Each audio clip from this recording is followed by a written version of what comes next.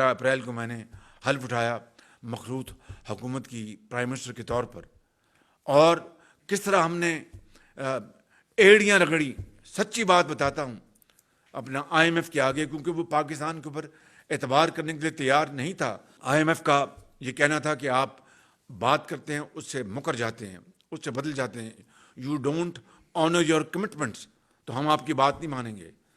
انہوں نے پتہ نہیں کہاں کہاں انگوٹھے لگوائے اور کہاں کہاں کیا کیا انہوں نے گارنٹیز لیں، تب جا کر آئی ایم ایف کا پروگرام جو ہے وہ اپنا دوبارہ پھر اس کو ہم نے ریوائیو کیا، اور اس طرح اللہ تعالیٰ کے فضل و کرم سے پاکستان کو ایک سیریس ڈیفالٹ کی صورتحال سے بچا لیا.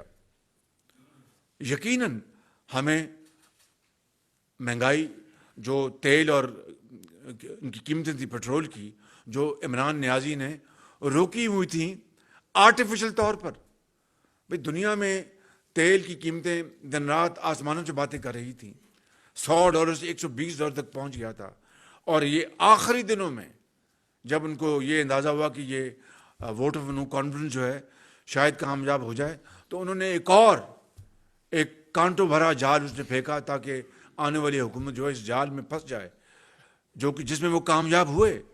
انہوں نے وہ ساری کی ساری جو پاسن ہونی تھی پاس نہیں کی، نہ ان کے پاس فنڈز تھے، نہ کابینہ سے، نہ کسی سے نہیں انہوں نے ان کو منظور کروایا. اور پھر جب ہمیں یہ تو سر مڑاتے اولے پڑے، ہمیں یہ چیزیں اپنا نہ چاہتے ہوئے بڑی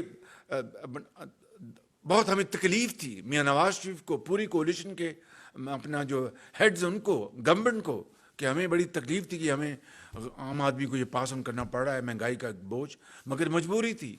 اور اس میں ہم نے اپنا سیاسی جو ہمارا جو اثاثہ ہے اس کو ہم نے بہت اس کو اپنا کنزیوم کروایا.